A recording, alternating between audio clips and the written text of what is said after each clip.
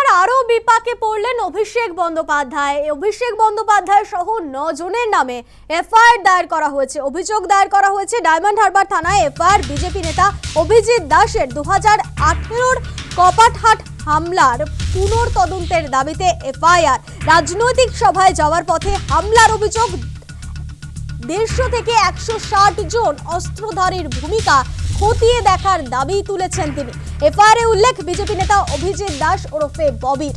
আরো বিপাকে পড়লেন এবার সাংসদ অভিষেক বন্দ্যোপাধ্যায়। অভিষেক বন্দ্যোপাধ্যায় সহ 9 জনের বিরুদ্ধে অভিযোগ দায়ের করা হয়েছে ডায়মন্ড হারবার থানায়। এফআইআর বিজেপি নেতা অভিজিৎ দাসের 2018-র কপাটহাট হামলার পুনর্তদন্তের দাবি করে এই এফআইআর দায়ের করা হয়েছে। রাজনৈতিক সভায় যাওয়ার পথে হামলার অভিযোগ। 150 থেকে 160 জন অস্ত্রধারীর ভূমিকা খতিয়ে দেখার দাবি করেছেন বিজেপি নেতা অভিজিৎ দাস। এফআইআরে এমনই উল্লেখ করেছেন তিনি।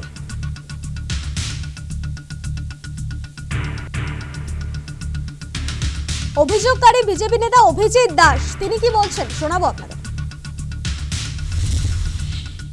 অ্যাকচুয়ালি 2018 আমি যখন জেলা সভাপতি ছিলাম সেই সময় আমাকে অ্যাটাক করা হয়।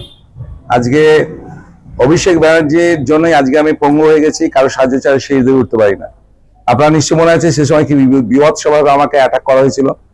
পুরো প্ল্যান ছিল অভিষেক ব্যানার্জি এবং ওর পিএ সুমিত রায়, এবং তার সঙ্গে ছিল মেহবুব গায়েন, আমাদের গৌতম অধিকারী, জাহাঙ্গীর, এরা তো সব ছিলই। সামিম তখন পিছনে ছিল কিন্তু ও ছিল। এছাড়া প্রায় 150-র মতন অ্যান্টিসোসালরা ছিল যাদের নাম দিয়েছি আজকে আমি। তো তখন অভিষেক ব্যানার্জির নাম ছিল বলে তখন এফআইআর না হয়নি। ডায়মন্ড কোর্ট তখন কন্ট্রোল ছিল ওদের, যার ফলে 156 ক্লজ 3 তো করা হয়নি। সেই কেসটাকে রিওপেন করা হলো। আজকে আমি কমপ্লেন করে গেলাম। কেন্দ্রীয় প্রতিমন্ত্রী সুকান্ত মজুমদার কি বলছেন শোনাবো।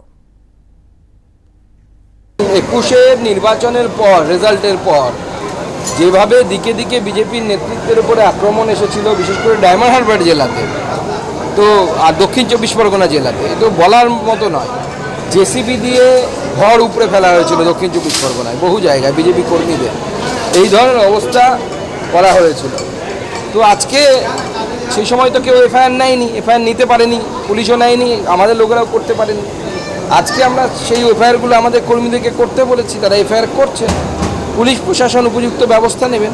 আর দক্ষিণ 24 পরগনাতে, পশ্চিমবঙ্গে তো বটেই, দক্ষিণ 24 পরগনাতে বিশেষ করে অভিষেক বন্দ্যোপাধ্যায়ের নির্দেশ ছাড়া আর ডায়মন্ড হারবারে পাতা পর্যন্ত নড়তো না। প্রত্যেকটা কাজ যা হতো, বিজেপি কর্মীকে মারা হোক, বিজেপি কর্মীর স্ত্রীর শ্লীলতাহানি হোক, অভিষেক বন্দ্যোপাধ্যায়ের নির্দেশেই সব হতো।